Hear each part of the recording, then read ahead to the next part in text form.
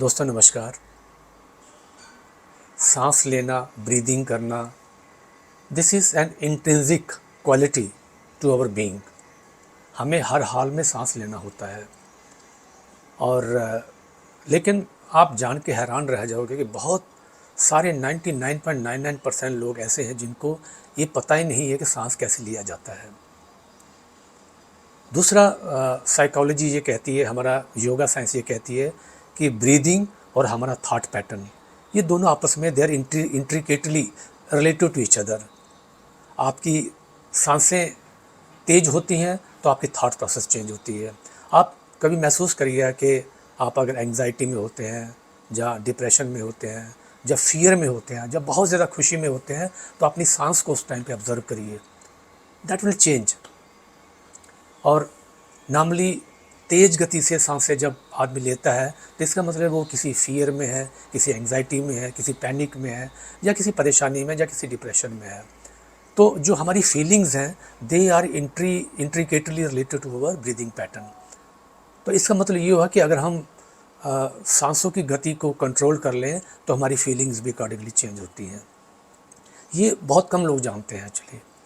और हमारी जितनी भी साइकोसोमेटिक हेल्थ इश्यूज़ हैं, और ऐसा ये पाया भी गया है कि 90% जो इश्यूज़ होते हैं, हेल्थ रिलेटेड इश्यूज़ होते हैं, या साइकोसोमेटिक यानी कि इमोशनल या मेंटल आपके इश्यूज़ होते हैं, they are basically in some way और the other they are related with the our thought process, और indirectly we can say it is related with our breathing pattern.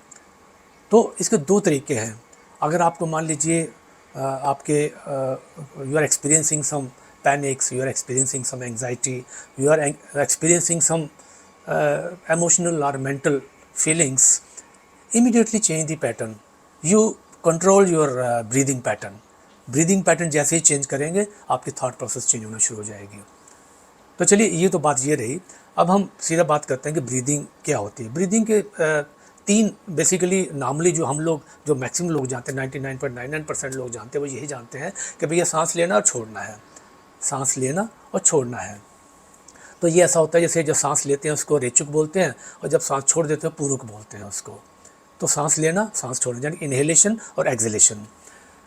लेकिन एक सबसे बड़ा पहलू जो है, जो हमारी योगा साइंस में, प्राणायाम में, वो ये है कि सांस को रोकना। ये सबसे महत्वपूर्ण है। प्राणायाम की सैकड़ों ऐसी विधियां हैं जिसमें ये कहा जाता है कि आप ब्रीदिंग करिए, इनहेल करिए, और फिर उसके बाद उसको रोक लीजिए कुछ देर के लिए, यथास्थिति जहाँ जितनी भी आपकी कैपेबिलिटी है, और फिर उसको छोड़ दीजिए। तो उसमें बहुत सारी ऐसी क्रियाएं बताई गई हैं। तो देखो, मैं अभी कोई प्राणायाम की ऐसी विधि नहीं बता रहा हूँ, लेकिन सबसे सिंपलेस्ट, जो कोई भी आदमी जो प्राणायाम के बारे में कुछ भी नहीं जानता है, वो सिंपली एक काम कर सकता है कि सांस लेना और छोड़ना, वो भी डीप करे, मतलब डीपली सांस ले और डीपली सांस छोड़े। और इसमें एक चीज़ और ऐड कर दे, उसमें कुछ देर के लिए हो, जब आप इनहेलेशन करें तो उसको कुछ देर के लिए होल्ड करें, जितनी आपकी कैपेसिटी है। भाई 2-3 सेकंड रोक सकते हो आप, 4 सेकंड रोक सकते हो, 8 सेकंड रोक सकते हो। अगर आपकी कैपेसिटी 12-13 सेकंड रोकने की, वो रोक सकते हो। 16 सेकंड रोकते, 20 सेकंड रोक सकते हो। वो आपकी कैपेसिटी के ऊपर डिपेंड करता है। लेकिन मतलब आपको कंफर्टेबली रोकना है, जितना आप कंफर्टेबली रोक सको। अब इसके पीछे जो साइंस है वो बताता हूँ। और ये अगर करते हो आप, यानी कि इनहेलेशन करते हो, रोकते हो और फिर छोड़ देते हो, तो ये आपके लिए सैकड़ों हेल्थ बेनिफिट्स लेके आता है। मैं इसको बहुत ही आसान भाषा में, एक लेमैन की लैंग्वेज में बताना शुरू करूँगा। देखिए, होता क्या है कि जब आप सांस लेते हो तो आप सांस ले रहे हो, लेकिन उसके साथ आप ऑक्सीजन आपके अंदर भर रहे हो। अब ये डिपेंड करता है कि आप कहाँ पे हो। अगर आप किसी घर में बैठे हो तो हो सकता है इतनी ऑक्सीजन ना हो। अगर आप किसी पार्क में चले जाते हो, किसी हिल स्टेशन पे चले जाते हो, वहाँ जब इनहेल करते हो तो you inhale lot of oxygen. लेकिन फिर भी कोशिश करिए कि जहाँ भी आसपास कहीं पेड़ पौधे हों वहाँ पे आप जाइए और डीपली इनहेल करिए, यानी कि fill in your lungs with lot of oxygen. और जब आप इनहेल करते हो तो प्राण शक्ति आपके अंदर आप इनहेल करते हो, ठीक है। तो ऑक्सीजन जैसे आपने अंदर लंग्स के अंदर भर लिया, now when you hold it, अब मान लीजिए आपने 8 सेकंड या 12 सेकंड या 16 सेकंड होल्ड किया ब्रेथ को।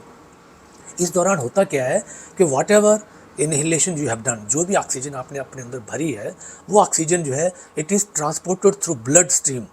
आपको पता ब्लड स्ट्रीम क्या करती है, ये ऑक्सीजन को हेमोग्लोबिन के साथ बॉन्ड करके और साथ में न्यूट्रिशन ये लेके हमारे शरीर के अंदर 60 ट्रिलियन सेल्स हैं, कोशिकाएं हैं, वहाँ पे ये ब्लड जाता है और वहाँ पे सेल अपनी रिक्वायरमेंट के हिसाब से न्यूट्रिशन और ऑक्सीजन ले लेता है। ठीक है, अब जब आप होल्ड कर लेते हो साथ, तो आप you are giving some time for the blood to go to the cells, जो कोशिकाएं बाहर जाने का टाइम उसको दे रहे हो, और फिर सेल्स को भी टाइम दे रहे हो अपना काम करने का। सेल्स ने if oxygen is sufficient, if nutrition sufficient, it will draw out of that, and then cells की एक सेलुलर फंक्शनिंग होती है। ये cells will produce energy for you, cells will produce 1,40,000 proteins for you and lot of biochemicals. ये किस लिए ज़रूरी होते हैं? ये आपके पूरे body is basically made up of tissues and tissues are made up of cells. तो जैसे सेल्स आपके right kind of protein 1,40,000 protein पैदा करता है, बायोकेमिकल पैदा करता है, एनर्जी प्रोड्यूस करता है, तो द बॉडी की जो है वो ग्रोथ होती है, because proteins ultimately leads to growth of the body. और फिर बहुत सारे throughout the day wear and tear हमारे सेल्स की होती है, तो ये उस वियर एंड टीयर को मेकअप करता है जो नए प्रोटीन्स पैदा होते हैं। ठीक है, और फिर मेंटेन करना, सस्टेन करना बॉडी को, बॉडी की हेल्थ को, ये सारे काम होते हैं। तो लेकिन इस सारी प्रोसेस के थ्रू मतलब रिपेयर होता है, मेंटेन होता है, सस्टेन होता है, ग्रोथ होती है बॉडी की। ये this is what cells does. और जब ये ऑक्सीजन जब आप ज़्यादा इनहेल करते हो, फिर उसको होल्ड करते हो, तो ये ज़्यादा से ज़्यादा ऑक्सीजन और न्यूट्रिशन हमारे सेल्स में पहुंचता है, और वो भी फारदेस्ट जो दूर दूर तक हमारे सेल्स फैले हुए हैं पूरी बॉडी में, वहाँ तक ये चीज़ें पहुँचती हैं।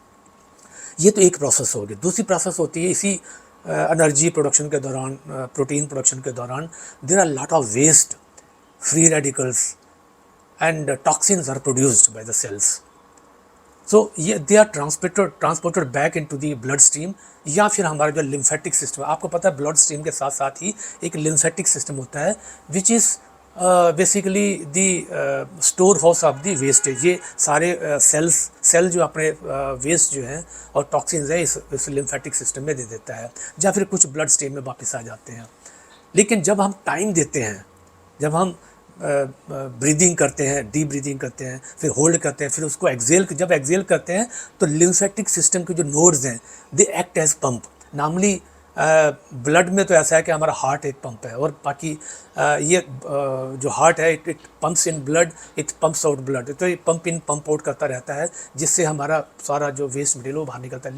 लेकिन लिम्फेटिक सिस्टम के अंदर जो हमारा वेस्ट कलेक्ट हो गया है, जो फ्री रेडिकल या टॉक्सिन्स कलेक्ट हो गए हैं, जहाँ फिर ब्लड प्रोटीन्स कलेक्ट हो गए हैं, वो इतनी आसानी से निकल नहीं पाते। वो तभी होते हैं जब हम डीप डायाफ्राम, डीप ब्रीदिंग करते हैं। वो कैसे हो सकती है? Deep inhalation, holding it, then exhalation, deep exhalation. तो जैसे डीप एक्सहेलेशन करते हो तो उसके नोड जो हैं वो दे स्टार्ट एक्टिंग। तो जैसे नोड्स ओपन क्लोज होता है, तो जो ब्लड स्ट्रीम के अंदर ये सारे फ्री रेडिकल्स और सारे वेस्ट जो आ जाते हैं, and through exhalation it goes out of our body.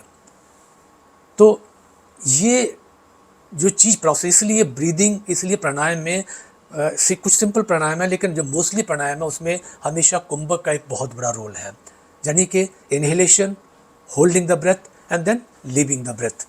तो ये प्रोसेस को अगर आप कोई भी प्राणायाम नहीं जानते, सिंपली आप डीप इनहेलेशन करिए, होल्ड करिए और एक्सेल कर दीजिए, बस इतना काम करिए।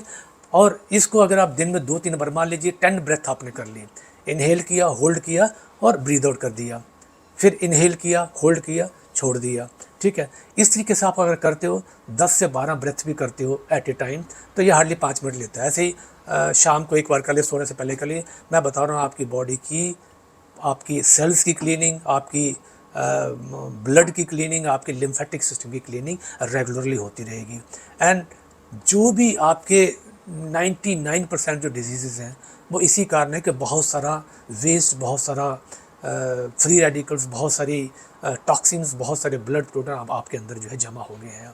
इनका निकलना डेली का डेली निकलना, आप देखिए घर में भी अगर आप कमरे को 2-4 दिन, 5 दिन अगर साफ़ ना करें, तो कमरा जो है बिल्कुल गंदा होना शुरू हो जाता है। ऐसे शहर की बात भी है, उसकी अगर 2-4 महीने सफाई ना हो, आप देखिए क्या हाल होता है।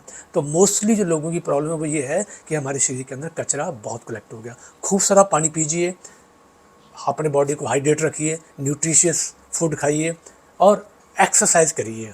एक्सरसाइज भी एक ऐसा तरीका है जो आपके लिम्फ नोड्स को ओपन करता है। तो there are only two ways, either through deep diaphragm deep breathing, और फिर आप जब वॉकिंग करते हो, ब्रिस्क वॉकिंग करते हो, जहाँ कुछ एक्सरसाइज करते 30 to 45 मिनट्स एक्सरसाइज करते हो, तब भी उस टाइम पे जो आपका लिम्फेटिक सिस्टम है, आपके लिम्फ नोड्स हैं, वो एक्टिवेट हो जाते हैं। इसलिए एक्सरसाइज और डायफ्राम डीप ब्रीदिंग ये बहुत ही इंपॉर्टेंट है।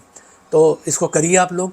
Thank you so much. मैंने बहुत ही एक लेमैन की लैंग्वेज में बताया। अब एक्सरसाइज में क्या करना है मैं मुझे बताने की ज़रूरत नहीं, आप वॉकिंग डेली करिए। 12 इसमें बताते हैं कि WHO ने ये बताया है कि 12,000 स्टेप्स आप डेली चल सकते हो, वो भी ब्रिस्क वॉकिंग थोड़ा कोशिश करिए करने की। सीढ़ियाँ चढ़िए, कुछ और जिम में जाते हो, जिम में 30 to 45 मिनट्स करिए, लेकिन हमेशा ध्यान रखिए कि वार्म अप ज़रूर करिए पहले। वार्म अप के पहले कोई भी हैवी एक्सरसाइज ना करें। Cycling is a very good exercise, swimming is a very good exercise. तो जो भी गेम खेल सकते हो, तो जो भी आप करना चाहे आप करिए, बट ये करना बहुत ज़रूरी है कि exercise should be made a part of you. और ये डायफ्राम डीप ब्रीदिंग, जो प्राणायाम वगैरह नहीं करते वो सिंपली इस तरह की deep inhalation, holding and then exhalation कर सकते हैं। So thank you very much for watching this video. Please do subscribe my channel and share, like and comment. If you want some videos to be made for you, please let me know. Thank you so much. Thank you.